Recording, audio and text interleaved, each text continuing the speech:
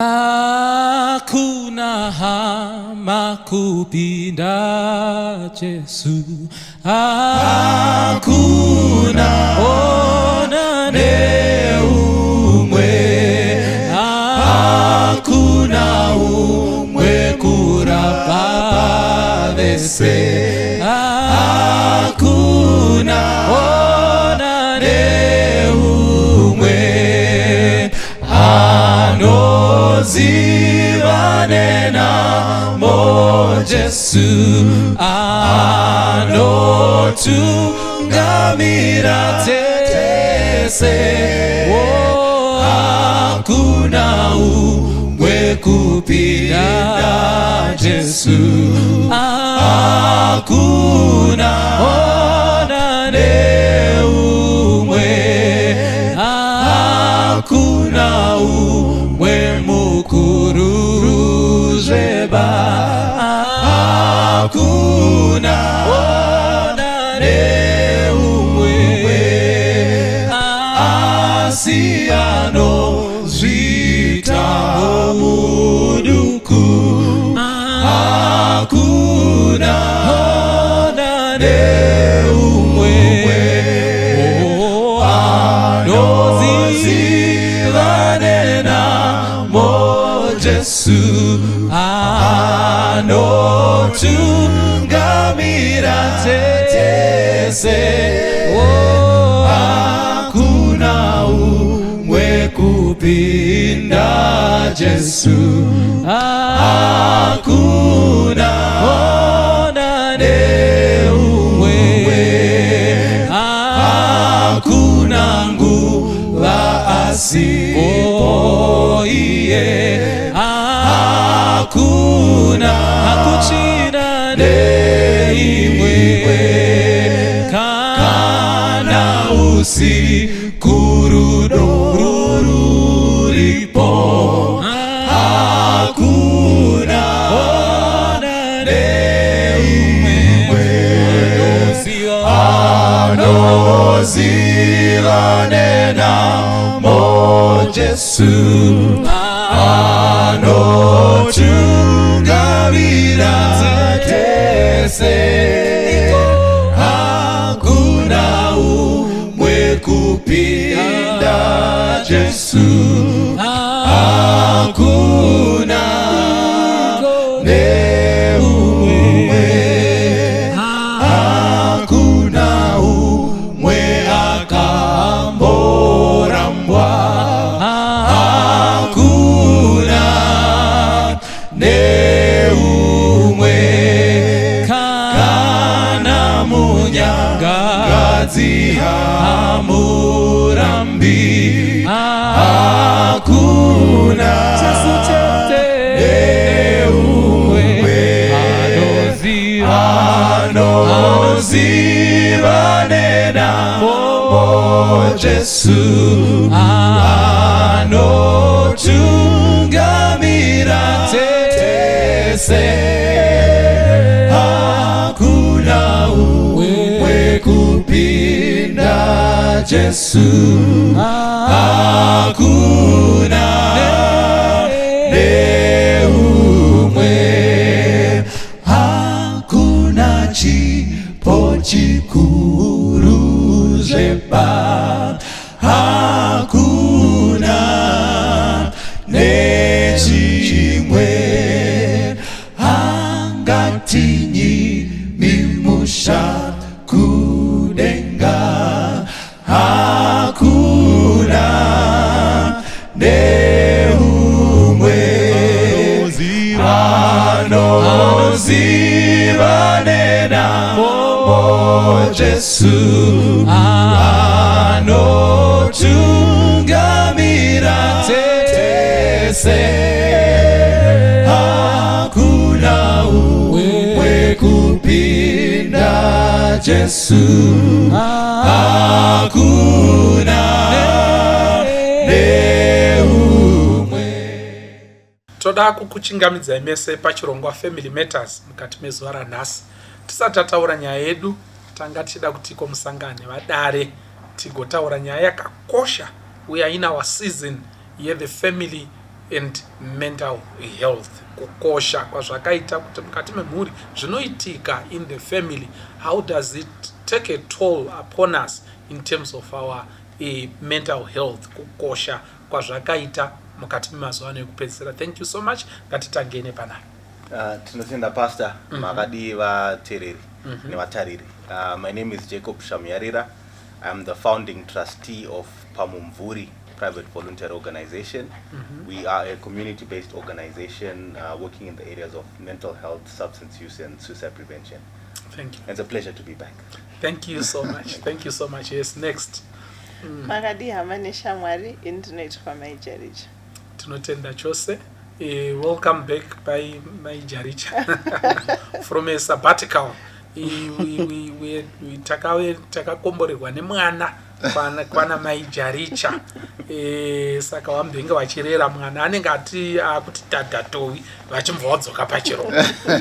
Thank you so much. Welcome back. Yes, next. Makadi vadiwa vatariri. Ndinonzi Mai Museva kana kuti Coach Lily. I'm a counseling psychologist. Thank you so much. Yes, next. Indinonzi Mrs. Tole. I'm a systemic family therapist. I work with youth and I work with an organization that deals with mental health. Okay, thank you so much. Yes, next. Kwasiso kwamuri amane hanzvadzi. Indinonzi Watson Mbiriri, ndiri mufundisi. Ndiri bhururu wezvitopota zvese zviri panapa. Toda kutenda zvikuru tichiti makorokotoi kuna Maijaricha. Pane tichiti family matters, we take it seriously. Yeah, so toda kutenda nemhuri yakura. Tinoti makorokotoi. Congratulations, Amhlope, Felicidades. Thank you so much. Toda kutenda chose. Gono chimwe chinhu chinowanzonetsa mukati memba hunge mwana ati samukei akutanga kukomba. Kana kuti akutanga kuda kuita jaya kana kuti mhandara. Chipfuwa chakuda kurongedza. Ya, chipfuwa chakuda kurongedza. Mwana akuda kusvika panguva yekukangavira kuti aibve pakukura paujaya kana kuti paumhandara. Kazhinji kacho vanhu vakawanda vanenge vachingoti ameno zvaakuita. Ameno zvaakuita ende mazuva ano astubborn kana kuti mazuva ano achada kutaura. Unoshaya kuti chimbori chinyi chaizvo. But pafamily matters we take these things very seriously. Tiri kuda kuti nhasi titaure nenyaya iyo yekupundudzai. Zvinoenderana sei, zvinorema sei, zvinotakurana sei in terms of their mental health. Saka mukati mezuva ranhasi we are talking about adolescence and mental health. Ndozvatoda kuti titaure nezvazvo mukati menguva yanhasi. Ndangachida kuti vadare vedu mutibatsire kuti why is it important. Munoziva kudare rasinyoroka kungouye nyaya nje. Ndati muri kuona. Saka justify tirite here kuti inyaya here kuti ngatoungana gono munhu ari very very busy. Vanenge vachifonerwa ava saka zvineri zvekuti gono wangatogare pasi kuti why is it important to talk about this. Yes, ngati yes, Coach Lily. Ndinoona kuti chinhu chinokosha zvikuru kuti chitaurwe nezvacho nokuti muchaona kuti vanhu vakuru vatinozoona vanenge vakabva kuadolescent. Saka waro wacho kana ukasaitwa zvakanaka zviri kureva kuti ndopatinobika mbodza ipapa. Saka ende vanhu vakawanda hatinzwisisi zvinenge zvichiitika kuvana ava. Saka zvinoita kuti vabereki vave neshungu, vana vaone kusadiwa, poita nyonga mukati memhuri. Apo chiri chinhu chekuti kana chikanzwisisika tinogona kuvasapota through the phase munzira yakanaka. Saka ndinoona chiri chinhu chakakosha zvikuru kuti titaure nezvacho. Heyo kai, hanzi ndo patinogona kubika mbodza kana kutorimona zvakanaka. Ndakaona kuti mubika anoziva pekupambira, anoziva pekumona, anoziva pekuti korichishinyi. Handiti muri kuona mukazvipotsa sadza rinoita chii, rinoita mbodza. Saka thank you for bringing that up. Advocate ndimuchimutsvaka after the sabbatical. Yes. What do you think? Why is it important to talk about this? You'll find that sezonichapa semienzaniso Good.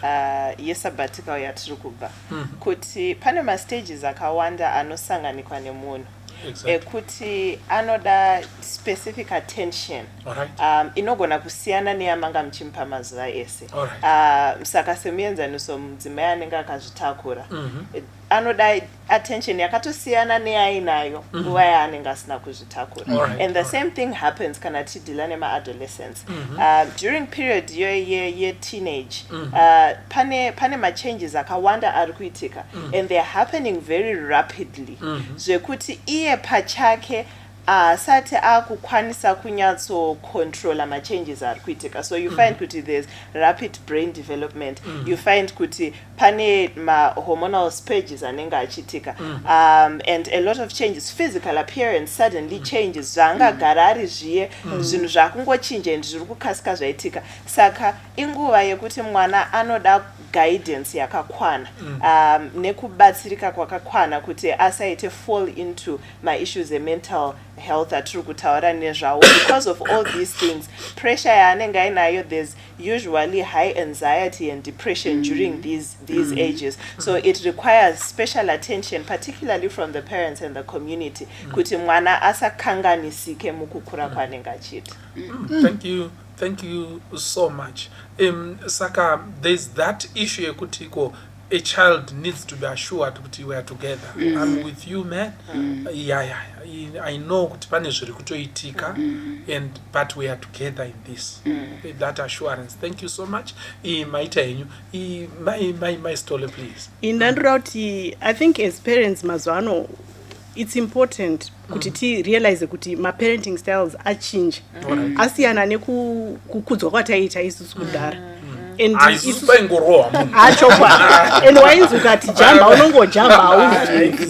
But vana vedu mazuano, they'll ask you why I have to do this. And you have to be very patient with them and explain to them kuti this tikaita zvakadai so zvinotivhiringidza pane zvakati, and you really have to be very clear. And kudhara isusu taiti baba kana vakabva kubasa vanongouya vogara mopiwa chikafu mofunzwa nezvechikoro mofunzwa nezvechi. Our conversations were very surface conversations zvekuti ma-relationships they were not as rich as ma-parents ako mazuano. I think we need to make a conscious decision sema-parents emazuano to make sure that we change and move with the times. I'm just going to teach a week, but I'm saying kuti let's be friend our children, but we still know our place as parents. And so kana baba mava kubasa hamuiti chiganda ngachekusvika kupamba kuti hauna kuota garden, hauna kuita chakaita, hauna chakaita. Sit down with your children. How was your day? How did this happen? And so forth. And then you know what's going on in their lives. From then on, you know kuti how you can deal with certain situations, and because you're a friend to them, they can open up to you. Okay. Hey, thank you so much. Sure, zvasiyana. Sure, zvasiyana. I don't know, kana paine pamwe, Dr. Watson, would you have anything to say as we prepare for Jacob? Yes. Why is it important to talk about this thing? Nekuda kwekuti inyaya inobata mwana nekuda kwezviri kuitika mumwiri make, asi maybe anenge asiri kutozvinzwisisa. And then ma-changes ataurwa aya kuti zviri kugamuchirika here, zviri kuonekwa sei nevakapoteredza, zvine zvakare impact papfungwa dzake, maonero aanozviita kuti ari kugamuchirika here kana kuti ari kusekwa here, and so on. Saka zvakakosha kuti tibetsere number one kune ma-adolescence, kana ifezi ipiko inonzi adolescence iyoyi, kune ma-adolescence, kune vechidiki vava vari kutanga zvimhupu, vari kutanga kutukudza ivava kuti vanzwisise kuti ndo chirongwa chino chakakosha, kuti vazive kuti vanokosha mukati memhuri, vanokosha pamberi paMwari, uye hapana chakanganisika, uye takasiyana mukuumbika kunoita miviri yedu, takasiyana asi zvose zvakatonaka, and so on. Saka and then kuti kune mumwe munozva kuti unogona kutoti uchipinda mutauni unoona mumwe munhu ari mota yalena driver ari kudzidzira unogona kutoshamisa unogona kwakatotora license kudhara zvokuti utoshamisa kuti kuna vanhu vasitova nemadrivers license zviri kutokushamisa saka kune vamwe wekuti akatoyarutsa zvokuti achafunge kuti nyaya dzemadolescence ingava nyaya ingataurwa here muna 2025 but kune mubereki atopa stage iyoyo ende haasi kutonzwisa kuti chiko chiri kumboitika panapa. Are you getting that? Nekuda kwokuti tiri pastage yekuti munhu ari kuda kupunyuka kubva muchildhood ari kuda kuti anopinde muadulthood but ari pa-no man's land. Muri kupaona? Saka panogona kuita confusion and disorientation ipapa inogona kukanganisa iye mufambi werwendo nevava vari kuona saka zvakakosha kuti tipabate zvakanaka kuti pasaite mbodza ipapa. Saka tiri kuti kupa family matters musazitorere pasi vabereki pamwe chete nemumayouth vanhu vari imimi wacho makusamuka. We are saying kuti iko there's nothing wrong. That's natural. There's nothing wrong with you. You are growing up and there are changes that are going to accompany you into adulthood. There's nothing wrong with you. You are okay. And God is going to bless you. Kuvana tiri kuti kuvabereki tiri kuti iko mwana akapingirishwa panguva yacho iyoyi pane dambudziko rinozonoitika mberi. Saka ngatipakoshesei tidzoke pazviri zvakare in a good way. Yes, mukoma Jacob, why do you think it's important to talk about it? Zvakakosha chaizvo maonero andiri kuita zvatiri kusangana nazvo mubasa redu ratinoita adolescent stage padevelopment yevanhu yakakosha chaizvo. Chokutanga funga kana mukarangarira pamakambondidedza paya ndaitaura nyaya dzeexperience yangu nealcoholism. Ndakatanga kusangana nechirwere chealcoholism ndiri mwana mudiki. I started drinking at the age of 15. Neshamwari dzangu takati one day takange tapinda munyaya iyoyo tichizodzidzawo nzwisawo kuti nyaya inofamba sei tazoona kuti it was simply the pains of growing up dzataida kudhila nadzo nenyaya yekumwa. Kana mukuchirangarira ndakati kumwa zvinodhaka kana kutora zvinodhaka kune munhu ari kuzviita it's actually a solution kuti ari kutry kumanage muchitidze problem. So iwayo the pains of growing up akakosha. Pane research dzakaitwa dzinoratidza idzo kuti ma-mental health conditions akawanda anozotanga kuonekera vanhu vanhu vakuru chaivo anotanga at that adolescent stage. Saka zvakakosha kuti aongororwe amanagwe quite early. I'm sure as with any situation mukakurumidza kuita intervention munokurumidza kugadzirisa zvinhu. Tichiona futi vanoteera mastatistics ema-HIV infection zviri kuratidza kuti ari kukwira kozera iroro ma-adolescence ikoko ma-new infection ari kuwanda ikoko. Zvakare nyaya dze-drug and alcohol use at one point Zimbabwe tanto number 1 muAfrica for episodic binge drinking among my adolescents 15 to 19-year-old. It was about 70.7% of the young boys and 55.5% of the girls. Saka zviri kuratidza izvo kuti senyika we need to put in a lot of effort and resources into preventive interventions ekubatsira vechidiki vedu vari kukura. Thank you so much. So how does puberty related hormonal and emotional changes impact the mental health of teenagers? But zvinhu zviri kuitika ichi chipfuva chakurongedza aritoshamisika kuti kochi chiri kuitika achazenga ari maombere kana kuti madiki vari kuzvifunga izvozvo izvi zviri kutoitika and zviri kutoitika so fast. Handiti muri kuona zvine kakuremedza here kwazvinoita kupfungwa dzavo vana ava and how does that happen? Yes, Coach Lily. Zvinotoremedza pfungwa dzavo zvakanyanya because pari kuitika machanges aya zvinoaffecta their mental health as well. Muviri wakutanga kushanduka and munyika mune pressure vana ava kune peer pressure pamwe mumwe anonoka kushanduka wezera rake ashanduka peer pressure yatouya what could be wrong with me why is it vamwe vadaro ina handina kudaro kana kuti kukurumidza kwacho futi zvinogona kutomupa stress why am I different from others akapinda muclass vana vaya vanosekana vanodhisana kune zvakawanda zvinenge zvichiitika kuchikoro body shaming and all saka mwana uyu zvinomuafecta mundangariro dzake saka pari kuda now a parent who is able to support mwana who is able to reassure kumwana kuti no, this is normal, this is a phase and I'm with you.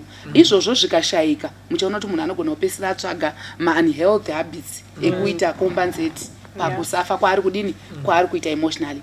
Munhu anogona kutoita anxiety chaiyo, anxiety disorder nekuda kwemachanges ari kudini ari kuitika iwaya.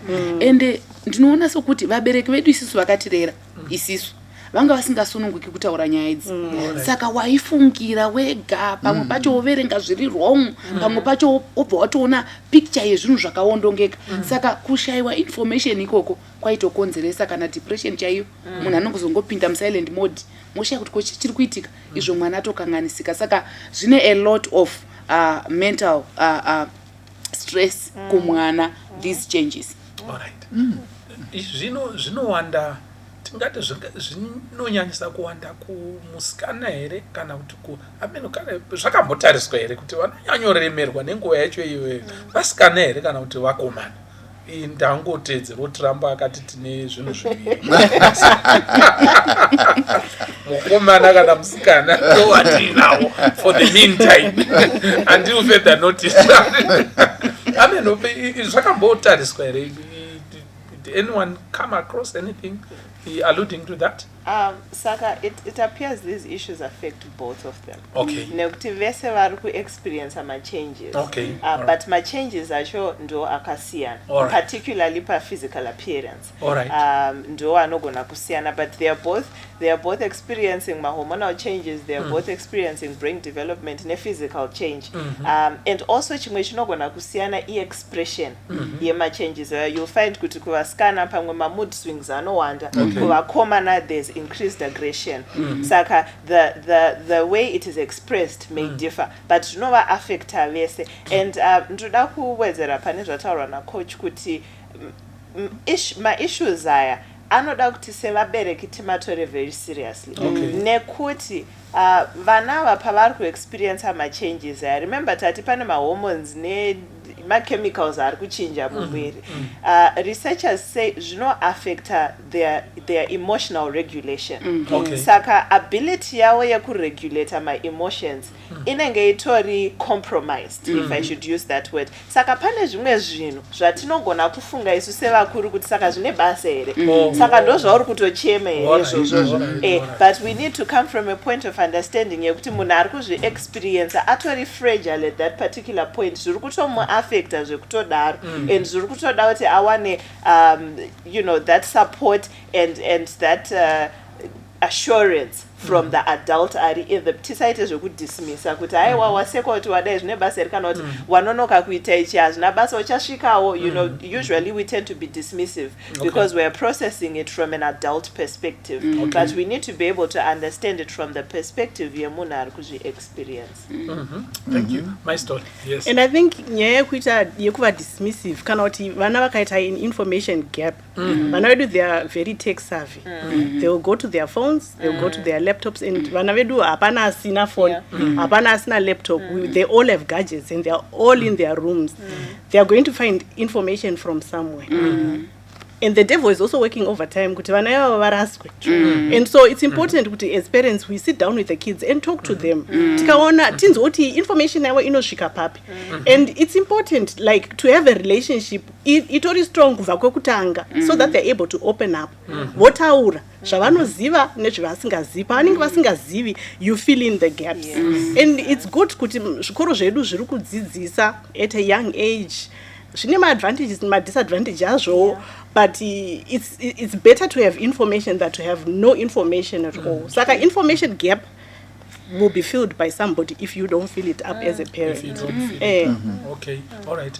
Dr. Watson? Yes, ndakamboona pamwe paiti futi clumsiness inogona kuwedzera patime iyoyi nekuda maybe machanges ari kuitika in the brain and so on, saka coordination kana kupunzwa kwendiro mumba and so on saka pari kutoda kuti paite kamwe ka-accommodation kekuziva kuti mwana ezvinezvi ari pastage iyi iye haasi kutoziva kuti ndiro yabuda sei muruoko rwake. Are you getting that? Ikadona and saka kana ini semubereki ndisina kana clue yazvo ndine ndiri kutotaura kuti unotambai yangu and so on. Saka panoita clash iri serious yekuti mwana haasi kukwanisa kutsanangura zviri kuitika ino ndiri kuti I can't accept that yaye chingani in 2 weeks wotopedza kabati yese and so on. Saka panoitika machanges iwayo. Saka zvakakosha kuti semubereki ndizive kuti panguva iyi panoitika zvinhu zvakadai kanti kana kuti chitatu yanze gwede yabonza ndonyaya dziya zvinogona kudetsa hazvo kuzvigamuchira but kana ndine ruzivo rwazvo zvinogona kundibatsira kuziva kuti okay pane zviri kuitika mumwiri make zviri kuita kuti coordination yake pada isava as smooth as otherwise it would be. Okay, thank you so much. One of the most significant issues dzinoitika panguva iyoyo inyaya yepeer pressure. Aminogana mambozvona the effects dzepeer pressure pavana ndofunga ndo chimwe chinhu chikuru chavanodhila nacho. So I'm saying kuti how can parents and caregivers help children navigate around the issue, just the peer pressure chete anditi muri kuona because vasikana nevakomana vari mumhepo umo vanouya vanoshandisa mhepo vachishanyira vana vedu anditi muri kuona uswa pia pama-TV pama-gadgets and all that. Vasikana ava inini mheno dai ndichimbosangana nawo ndimboitawo meeting nawo please. So how can parents help vana to navigate around the issue? Tangotarisa peer pressure chete kana kuti is it there? Amen, ngatitaure is it there? Yes. Ndingade kutanga ipapo peer pressure ndo chinhu chiriko. Okay. Ndandotofunga kuti kana mubhaibheri chaimo pane madisciples funga vaya vairaura ndobvaona kuti uyu ndiye wacho akati handei vakomana tamuwana ngatimuteerei ndokutokuenda kwakatoenda vanhu kana nguva dzehondo chaidzo funga kune vakuru vangu variko vamwe vakatorana vachiti no zviri kuitika munyika hazvisi kuita handei tinosunungura nyika. Mageneration akaita peer pressure dzakasiyana dzinova dziriko, so peer pressure kuvako iriko zvakanyanyisa. Yamaunza iyi manje kwane yatingati new form iyo iyi iri kuya through ma-digital platforms ataurwa kunzi vana vane ma-gadgets. So zvavepo manje peer pressure haichapereri pane vanhu vari kuzikanwa kunzi kuna John naPeter vane vachitamba nemwana kwane mumwe asingazikanwa anonzi anowanikwa aripo pama-social media platforms. And by the way mageneration ako ndofunga isusu tiso kupedzisera vekuma-1980 vakazvarwa before internet. Vamwe vese vakazvarwa internet yavaiko, vamwe vese vazvarwa kwane social media. So peer pressure iripo yakawanda iri physical neinowanika online. So panoda manje kuti sevabereki paonekwe maways ekumanage nekuongorora zviri kukonsumwa nevana. And zvimwe zvakunetsawo ndandofungawo nyaya dzeeconomics dzedu mamiriro adzaita. Vamwe vana vakawanda vari kuraiswa vaparents avo vari mudiaspora. So pakushaya futi vari kunyatsoona kuti zviri kuita sei, kumira sei, zviri kufamba sei. So madynamics acho achisiyanei nanga ariko kudhara ndakausa musoro pamwe chete. Thank you so much. Ndakaona musono uno ndichiratidzwa nemwana wangu zvichinzi ndo trend kainenge iroda kutonyatsopinda kuti ikoma miromo yemunhu inofanira kunge yakati kobvukei. Ndigona majekiseni akubayiwa vanhu vanhu munhu anongofuma amenoti meeting idzodzo dzinoitwa kupi kuti vanhu vanongowirirana kuti iye zvinezvi miromo malips aya anofanira kungoiti echidhori vanhu vese otopuhwa pressure yekuti kana usina malips anenge echidhori akati korei hauna kunaka saka urikuite nemalips akatetepa handiti muri kuona so takagara tatopinda mutrend takagara taiona kuti ichauya handiti muri kuona so we see things like that and many other things appearance kuti chipfuwa chemunhu chofanira kunge chakadai all that vanozvitarisa vakomanawo varipo vari kutattooing and those things and all that peer pressure yes tibatire advocate idi ndinokuda kuti tisati tasvika kusocial media ndinoda kukudzosai bijana kune peer pressure inowanikwa between the actual physical peers. As friends, as yes, groups. as friends, and what we can do as parents to manage that. Saka you'll find kuti age self-esteem yevana inotidone, confidence dzawo dzinotidone, nekuda kwekuti iye achiri kuedza kunzwisisa zviri kuitika kwaari. Saka any external voice ndiyo inomuudza kuti are they worth it or are they not. Saka the validation yamunenge muchipa vana at that age yakakosha sterek nekuti either you are making or breaking them. And vanhu vanonzi munoona kuti mwana anenge akura ari mucheche aine confidence dzisingaite then pakatadza kumanejwa zvakanaka ipapo otozongokura ari munhu ane low self esteem. It's because stage yo inenge yatadza kumanejwa. And chimwe chatingaite sevabereki that I have grown to notice chiri kuitika kunyanya in our community inyaya yekuendesa vana kuzvikoro kwavasingafite in. We are exposing them unnecessarily to peer pressure.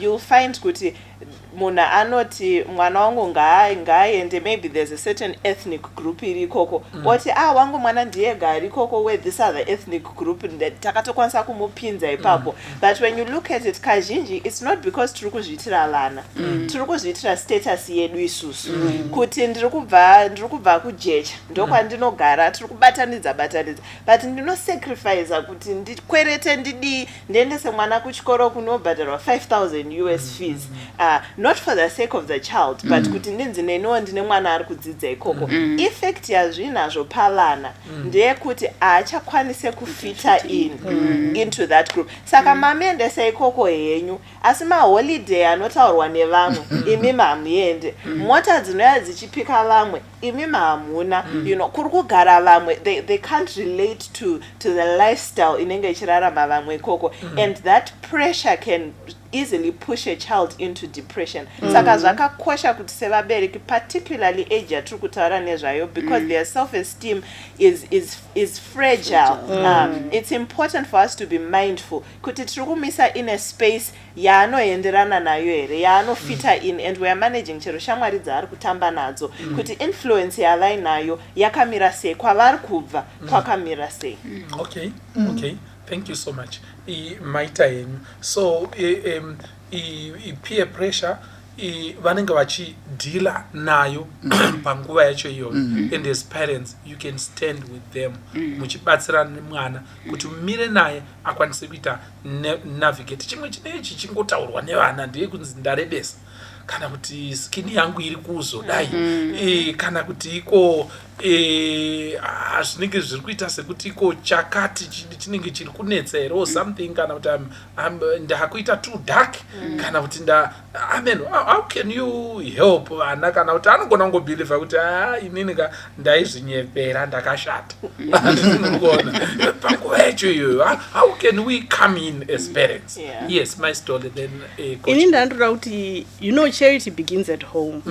The good things that zvatinotaura kuvana vedu zvinostika maminds avo, even the bad things. Saka kana mwana wakamuti zidofo anotokura achitofunga kuti my mother knows kuti ndiri dofo ndoenda nekupi, but kana semaparents tikataura zvakanaka kuvana vedu tikaramba tichitsimbidzira kuti no, you're beautiful, your weight is fine, you're beautiful like that. Your skin tone is lovely. You are beautiful like that. You're different. You're, you know.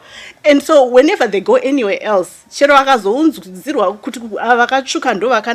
they know, even my mother knows I'm beautiful. So I am beautiful. And I walk with my head held up high because I know I'm beautiful and my mother is tells me I'm beautiful. And my conversations, ekuva very harsh with our children. This when we are through puberty, they are very impressionable. You can break them at that age. And so you don't want to carry out negative conversations nevana okutuka mwana nezvinhu zviri negative because then anoramba akachibatirira for a long time. Exactly, for a long time. So charity begins at home. Let's, as parents, make sure kuti vana vedu we talk positive to them. That kuti chera akazoenda kupi, I know I'm appreciated at home. Kana zvikashata kupi, I know I can always run back home. Yeah, it's very true. Maybe you know the testimony. You know, I remember very well kutiko. Kana ndikanetswa for me kana ndikanetswa nevakoma wangu vakandivhiringidza zvainzi siyanai nedzvuke rangu namai. Even my brothers know that anditi murikuona yeah up to now I know that in the room munomu I'm the most handsome man. But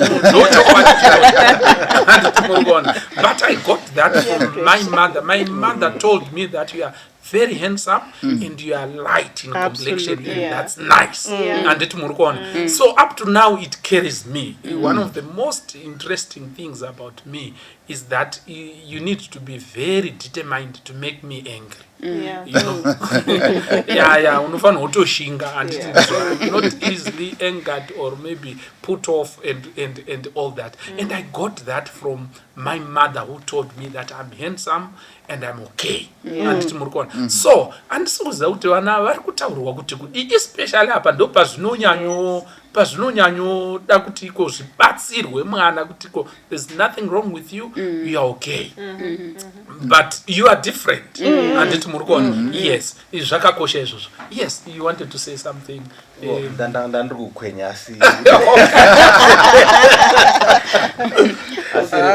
Boss Jacob, yes. Rega nditaure zvangu. Nyaya dzema-affirmations nema-message ari kusvika kuvana akawanda akasiyana-siyana ari kubva kuma-quarters mamwe ari unfavorite. Sezvamuri kutaura kuti imimi kumba maiwana that support kubva kuna mai and your brothers. I think ndiyo core inobuild a foundation yakanaka. Sezvatakataura pane imwe episode iya kuti part of the cure or the solution to nyaya dze-drug and substance use atiri kuona mazuva ano ngapave paine rudo mumhuri mudzimba kubva kuvabereki kubva kumamwe masiblings vachitaurawo zvakanaka pamusoro pemumwe because iwewe ukabuda mumba uine love, tolerance and support yaunotarisira paunopinda into the world unoziva kuti une fallback position yakanaka. Saka ukabva mumba musina kugadzikana zvakanaka unonoshekwa easily nezvinowanikwa kunze. Saka message yatakataura paya last time iringodzoka futi nhasi kuti mumusha mumba ngamuve makasimba kuti munhu akwanisa kukura zvakanaka. Makamboita vana here vanoitirana nharo, then they come to you to judge, you know, to be the judge. Ari kunditi ndagaina weight sterek mazuva ano. Is that so? And I think people in Ngirikiri vana vanowanzozvitarisira kubva kwatiri. If my father says you're a good guy, you're a good man, you're a beautiful lady, anditi muri kuona, that's it, it's sealed. Zvese zvamuchazotaura kuti malips ako haana kuita seanhingi zvakazodai zvakadai, it becomes nonsense. My father said I'm cute. Anditi ndizvo here. So zvakakosha izvozvo mukati muupenyu. Pastor Watson, you want to say something? Yes. Proverbs 13 verse 20 inoti ndoda kutaura zvikuru sei ndakanangana nema-teenagers nevechidiki. He that walketh with wise men shall be wise, but a companion of fools shall be destroyed. Mwari vari kungoti choose your friends wisely. Nekuti havazi vese. Some are wise and the rest are otherwise. You see? Saka choose your friends with care. Saka zvimwe zvacho uri kutotadza kurara, uri kutadza kuzvigamuchira. Nekuda kwevanhu vataura vari foolish. Nekuti Mwari kana akataura kuti this one is a fool. This one is foolish. Oh, this is foolish talk. Saka choose your friends wisely, very constructive, very progressive, vanotaura zvinhu zvine musoro. Nekuda kwekuti zvimwe zvinhu zvinenge zvichiemphasizwa hazvisiri zvinhu zvine pundutso and so on. Saka nekuda kwekuti pari kuemphasizwa zvimwe zvinhu zvisina maturo kana kuti zvimwe zvinhu you know, zvekuti it's not a problem, it's not a fault. Yekuti kana kuti munhu ane more melanin ari darker than mumwe, it's not a disease. Hazviremi, hazviswinyi, hazvirwadzi, but wototadza kurara nekuda kwemelanin isiri kurema. In fact, if you were to know, melanin is very vital for many body functions. It's so crucial. So the more the better. Quite of South Sudan, the darker the better. Saka vanhu vedu vasina exposure. Are you getting that? And so on, because kune dzimwe nyika dzakawanda zvakaita sekuti muenzaniso kuna South Korea. Panguva yatakambogara kuAsia, taitoshamisika kuona munhu anouya achiti ndiri kumbira kumbobata bvudzi remwana wenyu, kana kuti vana venyu vane maziso akanaka, you know, and things like that. Iwo maziso akangovhurika saizvozvizvo, because iwo vanotoita masurgery ka vanenge vari kuti kugadzirisa, because pana havaudza kuti pane problem. And yet no, isitotofascinate kuona maziso akazvimba iwayo kuti atori right. Akatodesignwawo nenzira iri different kwatiri ntange ari swollen, but haasi atori right akadaro and so on. But saka unotoona kuti and suicide rates are quite high, of course. Work pressure zvayo mademands esociety dzacho idzodzo. Saka zvakakosha kuti tizive kuti pastage vana vari delicate, but the most important thing, choose your friends wisely. Panya peer pressure. Kuti usaiswe pressure yezvinhu zvisiri problem. Zvobva zvaita unge problem. You know. Thank you so much. Let's come to social media. Influence yacho on teenagers, self-esteem yavo, body image, and you know the overall mental health yavo. Takatarisana nechi ne social media. And how can parents enforce responsible use ye social media? Yes, because kazhinji vana vako mazuva ano toona vasikana vangu they hardly work vasina kamunhu kari kutaura. Tine tichingotaura tori mumba tichirongedza zvinhu tichiita sei, anenge achingoona izvozvo. Inini I don't do that. Ndo zvaunoita iye achisuka mumba achirongedza maplates. Ameno pane kamwe kamunhu kari kungotaura so kari kuitawo zvakari kuita and all that. I don't know how can we help our and shield them. I like it when you say kuti Nina, I don't do that. Vana vedu, they are just a totally different breed altogether. Ama 2000, they are totally different. Atogoni kushanda asi. Munhu anenge apana zvaari kuita, asi kudzidzisa kurima. Ari kuti today I woke up and this is my You know what I mean? Which is unfortunate, really, because then now this child is following this person whom they think has a perfect life. I woke up and I went to the garden. I woke up, I did my nails, I did this. And to them, it's like, it's the life. If you don't do it, you know. And yet, kanavana, if you teach them assertiveness, there's certain things but you're okay. Did you know the number of children that are indulging in sex, the number of children that are taking drugs and alcohol because so and so is doing it, and social media will tell you everybody is doing it, and you find it's not everybody who is doing it. It's probably just one or two people, or a few people who are doing it.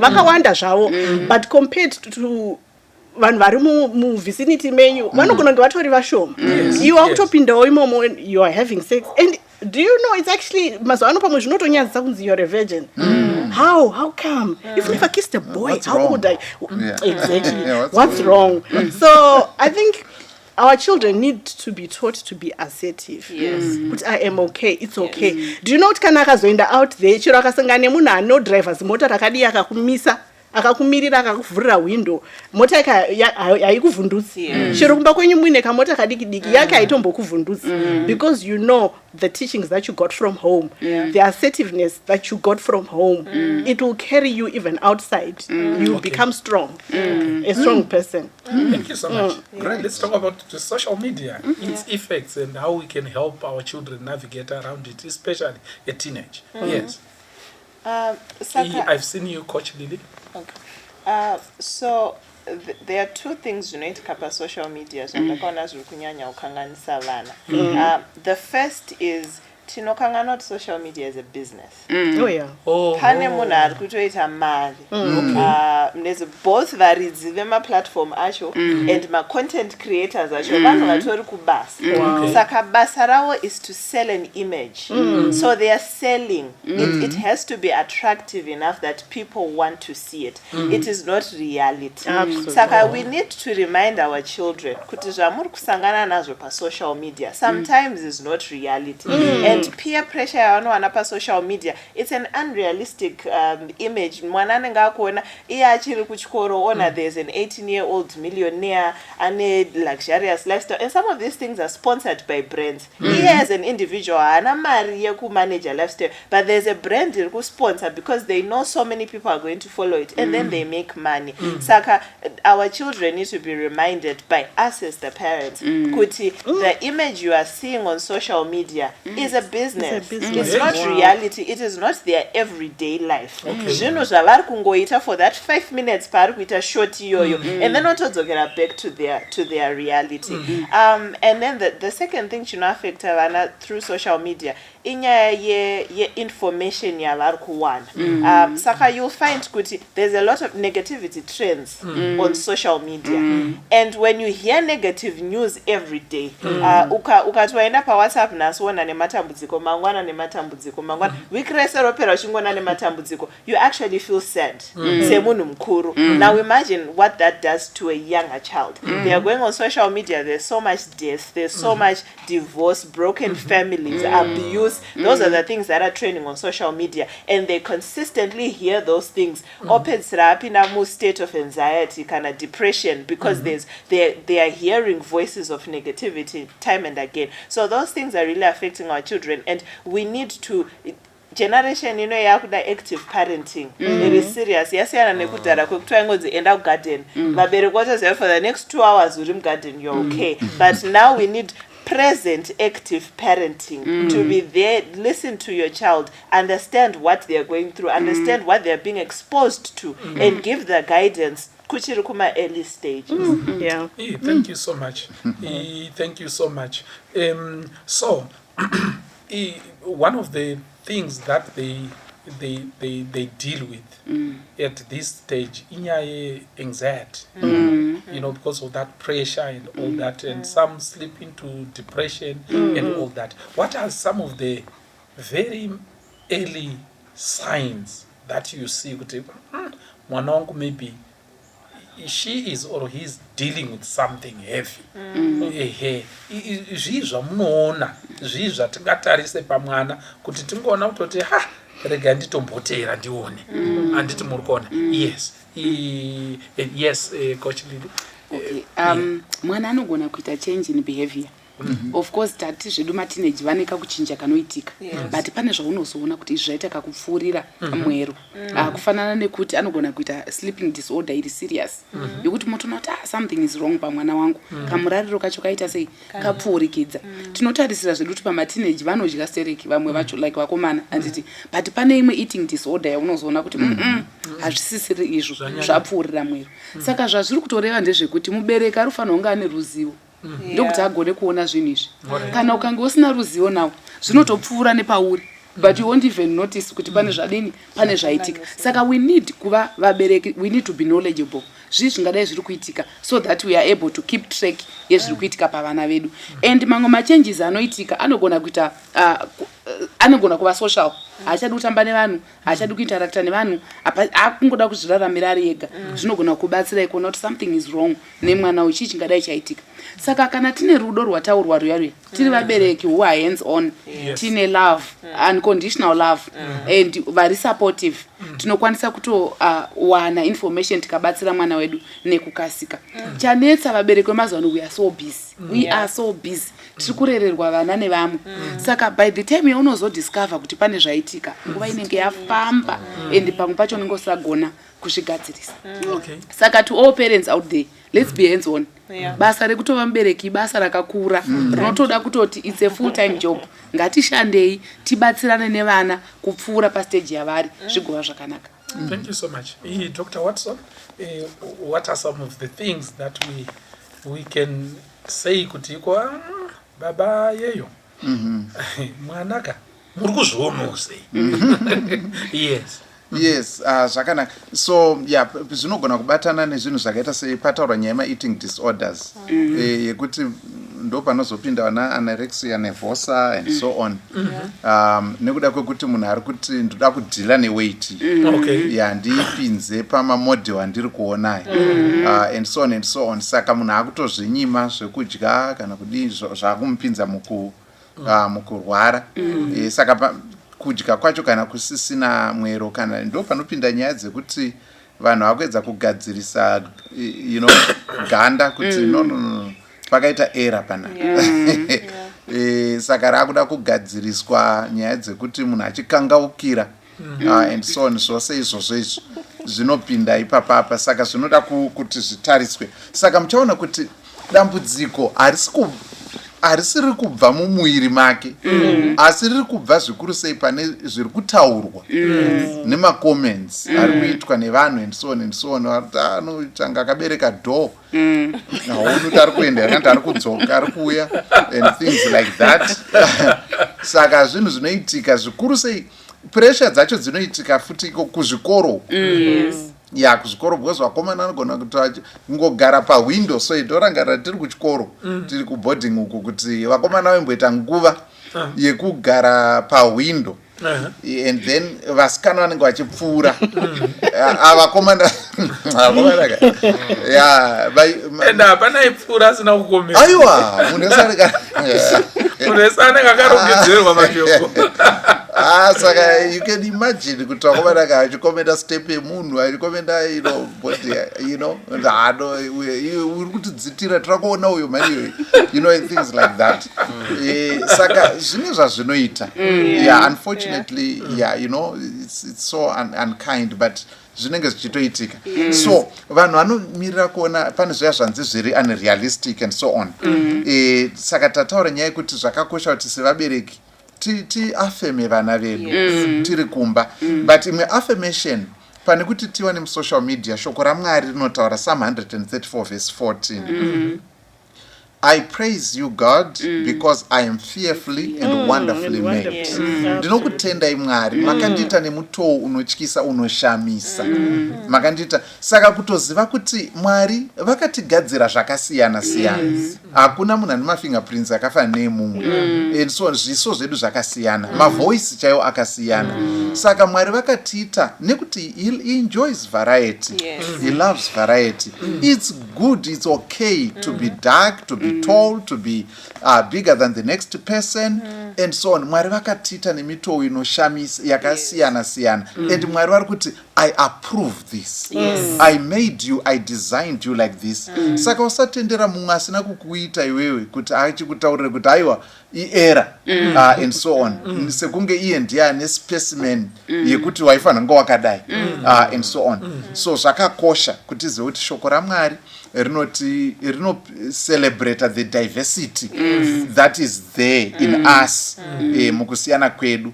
Munoziva kuti ndaitomboita stress pa time iyoyo yema-adolescence mabhuku ese andaiona anenge achingotaura how to lose weight. I don't want to lose weight. Hapana kana one ranyorwa uri kuti how to gain, because at that time I felt kuti I need to gain. But sangaringore kuti how to lose. But those one wachitoyemura, how do you manage to keep weight yako so, because no matter what chero ndikadya zvokunzi kudidi my body will not change. And so I mean it's just like that. It's I think it's natural.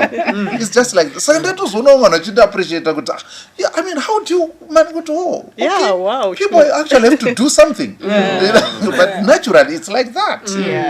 So it then helps you to appreciate okay, I think it's okay to be like this. Thank you so much.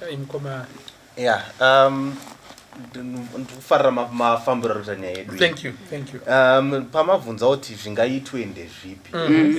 Pane mamwe maprogram atiri kurana yatiri kuita, pane yatinoti mind skills yatakapartner neorganization inonzi Grassroots Soccer, and within that program tiri kuassessa vana on common mental disorders tichishandisa tool inonzi WHO5. So it's a screening tool inovhunza 5 simple questions on health and well-being kuti muone kuti mwana akamira sei. Taita screening iyoyo tiri kuintroduce intervention yandataura inonzi mind skills, where over 12 sessions ema 1 hour tinoshandisa football examples kupresenta life challenges and kubuild skills on how they can cope and manage them. So tutaitori research, we've done marari nemblawayo, we've targeted 3,500 vana. So tichazoshare futi mafindings acho kuti zvichange zvabuda sei. Asi tiri kuona izvo kuti kuunza mental health awareness through play zviri kubatsira kuti kuti message yedu isvike kune vana. And vasinge taona kuti pamubvunzo yatavhunza apa pane performance zvina kumira zvakanaka. We then bring in psychologist kuti vakwanise kudzika nenyaya dzacho. Then vari kuadminister program yacho coaches. So nyaya coaching and mentorship ndoimwe ndada kuti tiunze futi into the picture kuti vana avava even isusu zvakuru vanhu muchitry kuita zvinhu zvauroda kuita unowana vamwe vakambozviita before vanokwanisa kukubatsira along that journey. So coach aripo iwaya will help them navigate through some of these life challenges. So zvinenge zvakanaka kuti vana vawanewo support kuti kumba kune zvakanaka zvirutwa ikoko, kuchikoro kwauri kuenda kune maprogram ari kuvasimbisawo, kumachechi kune maprogram ari kuvasimbisawo. Hazvikwanisa hazvo kuzodilute 100% zvirubva kusocial media, asi it counteracts zvese zvinenge zviripo in a very big way. And vana vakawana kuti zvatiri kuwana kuzvirutibatsira, they will have less interest kune zvimwe. Thank you so much. I want to have 2 people who can volunteer to say what can churches do to help. I think wato tibula mezi yacho totesere saka changosara kusvina kuti zvinyasoita zvakanyasa kunaka. What can churches do? Faith-based organizations, how can we come in to support vana panguva iyoyi kuti vabude vakakwenenzverwa zvakanaka? Anditi muri kuona? Yes, 2 people who would want to, then Dr. Watson will conclude it for us. And I think churches anofanira kutodzidzisa vanhu, kudzidzisa chaiko, awareness, kutova a center of kuto-educate parents, even my youth, kuti this is what happens muupenyu. Muchiona kuti vabereki vakawanda hatina ruzivo. Hongu ndiri mubereki ndakazvara mwana, but kuti anosangana neyanorerwa sei handina that knowledge. Saka kana knowledge ikauya through faith organizations aya zvinogona kubata vanhu vakawanda ende zvigobatsira vanhu vakawanda kuita zvakanaka.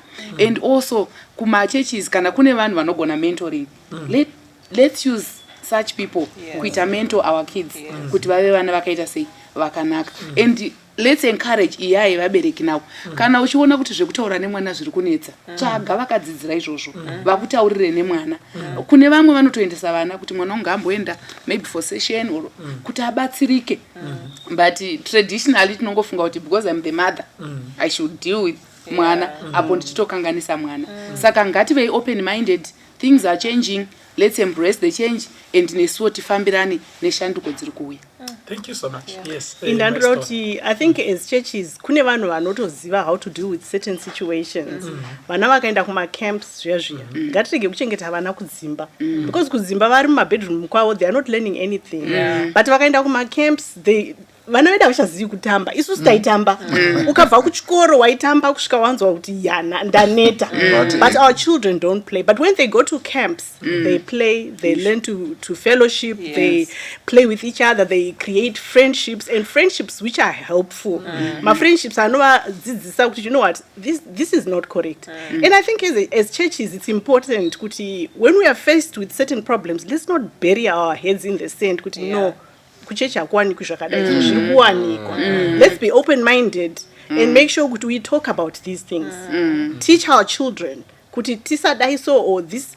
And you know, our children can be taught from a very young age. Mukatanga vachiri vadiki, catch them young. Someone used to say that, catch them young. While they are still young, muchivadzidzisa at different levels. Paunozosvika kuma youth, you know what, chero akazonoti pumukeika, but they will never forget my teachings avakwana vachiri vadiki. True. Thank you so much. Yes, thank you so much. Dr. Watts? Yes, zvinokosha zvikuru sekutaura kwaita vadare kuti masangano machurches anokwanisa kudzidzisa number one, just grounding in faith and in God's word. Kuziva kuti ane ultimate say pamusoro poupenyu hwangu ndimwari and so on. Kune vamwe vekuti vanoita machallenges kana vari cross cultural, you know, schools or environments, kana vamwe vari mhiri kwamakungwa uko mwana anoita stress nekuda kutadza kugamuchirwa maybe muclass kana kuti pachikoro zvinogona kunza stress yakakura zvikuru kwazvo nekuda kweappearance and so on and so on. Pane nyaya yandinomborefer to yakaitika kuSouth Africa, this family that was torn to pieces. Yandakamboitaura yekuti vabereki varungu but vakazvara pavana vavo mumwe wacho one Sandra Lessing or something like that. She was born ari black but my biological all tests prove mwana wavo. But as maybe paine recessive genes akazwa dominant paari nekuda kwehistory and interactions dzevanhu and so on and so on. It tore the family to pieces and it broke that young lady's life. Many documentaries have been made and everything like that on her life and so on. Saka and zvinhu zvakaitika patime yaanga akuda kuenda kusecondary. She was not conscious of this difference until panga kunoti achinopinda kusecondary. Then and this was at the height of apartheid. Vakati no, not this one. Mutsvagirei kumwe kwaanoenda and so on and so on. Ndo pakatanga crisis ipapo kwete kwaari iye chete asi the family itself. And then it sucked in the government of South Africa. The whole nation was drawn into the long story short, it tore the family to pieces. So it was a very loving family and everything like that. So those are some of the things, you know, zvinogona kuitika kuti zvinogona kuva nesuch impact kana mwana tisakakwanisa kumubatsira nekumuguide at this delicate stage zvinogona kukanganisa upenyu hwake, zvinogona kukanganisa nemhuri yose and so on. And then while the churches are doing whatever they do, zvakakosha kuziva kuti delegation should not be relegation of responsibility. Kune vanhu vekuti havadi kuenda kumaclasses kune vana vavo, vanoda kusairira vana kuti ngakuwane vanodhila navo, and vari kudhila navo maybe havana vana vari pazera iroro kana kuti havana vana vatoriwo vana and things like that. Zvakakosha kuti vabereki tiedze kuvepo, togona ngati tisina ruzivo rwakakwana but machurches kazhinji ane maresources yekuti and maresources akatodesignwa factoring in developmental stage yevana kuti pastage iyi vana vane izvi zvakavapoteredza. Saka those are tools that should be handy to us as parents kuti uchifamba nemwana muklasi yake uchiona kuti zvaari kudzidza ndezvipi and so on zvinogona kutibetsera zvichikuikwipawo iwewe semubereki, and then you can be more relevant pakubatsira mwana. Kungoti bedzi ungoti nekuti ndimi mai vake may be good but not good enough. We need actual resources that help us in a focused way. Thank you so much. Vana vedu panguva iya yekunoti vati vakuda kusamuka, vakukangavira zvipfuwa zvaakurongedza, inguva yakakosha. Musambofa makaisiyaba, inguva yakakosha. Ngatipatarisei kuti mental health yavo irambe yakagadzikana, vana ava vagopinda muadulthood vari vanhu vari responsible, who can carry themselves around in a responsible way. God bless you. God be with you. Zita rangu ndoitwa Pastor Francis Mbira, mushokozve pachirongwa Family Matters. Amen.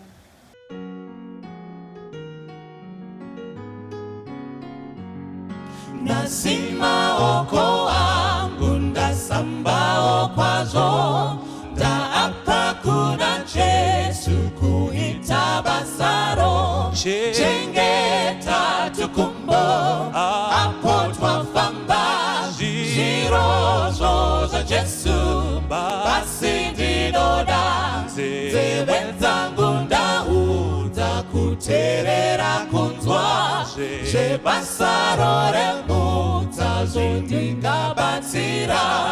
Chengeta tukumbo apo twafamba, zvirozvo za Jesu basi ndinoda.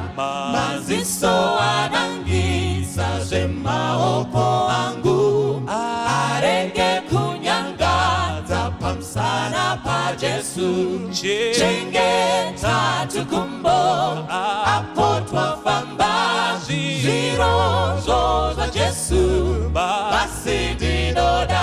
Chengeta tukumbo apo twafamba, zvirozvo za Jesu basi ndinoda. Chengeta tukumbo apo twafamba, zvirozvo za Jesu